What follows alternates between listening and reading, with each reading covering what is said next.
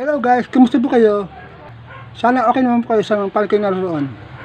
Ngayon magluto tayo ng classic gisang toge panlasang Pinoy. Pero bago simulan ang pagluluto, huwag ko tumutan Alfred Home Cook pa. Kung di ka pa sa channel ko, please subscribe my channel, like and share, and hit the bell para at-least may nagawa ka. Isang magpapang araw po sa ating lahat. Ngayon magluluto po tayo ng ginisang toge classic na panlasang Pinoy. Tara, titingnan natin. Mga ingredients.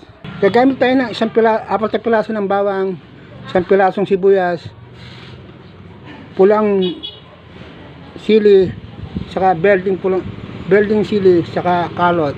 Gagamit din tayo ng kamatis, saka oyster sauce. Gagamit din tayo ng tokwa, hiwat natin ito cube, 3 pirasong tokwa. Tapos gagamit tayo ng hipon na 12 piraso. Gagamit din tayo ng 1/4 na toge. Tara, gisahin na natin. Una, iprito muna natin itong tokwa na hanggang sa maging brown siya. So, ayun nga guys, prito muna natin itong tokwa hanggang maging brown siya.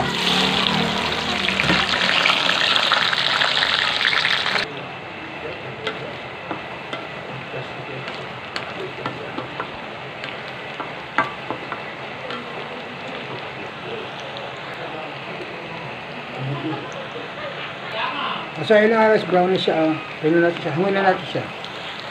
So, ayun nga guys, na brown na natin yung tokwa. Isayin na natin itong bawang.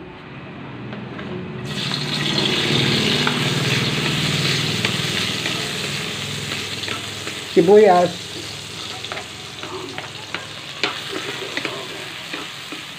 Saka yung kamatis.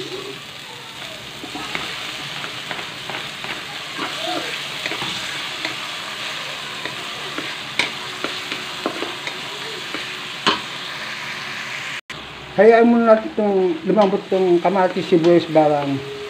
Hanggang sa siya brown-brown ng konti. Tapos bigyan na natin siyang hipon. Pagkatapos ng gisa niya yung bawang, sibuyas at kamatis, ilagyan na natin itong hipon. Hayaan natin yung maluto ng 1 minuto. So yeah guys, nabisa na natin ng 1 minuto yung hipon. Bigyan na natin itong tokwa at hayaan natin na mag-isa ng 30 seconds.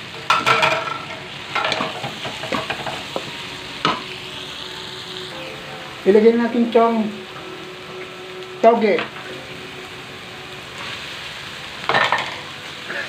Lagyan na rin natin yung karot.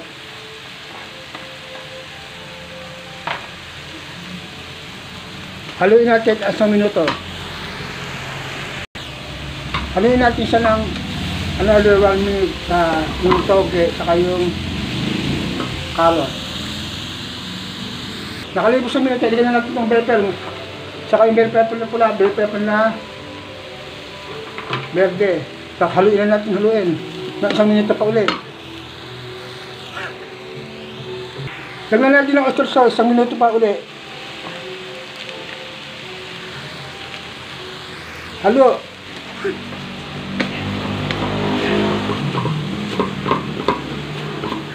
Lagyan natin na pamigurog.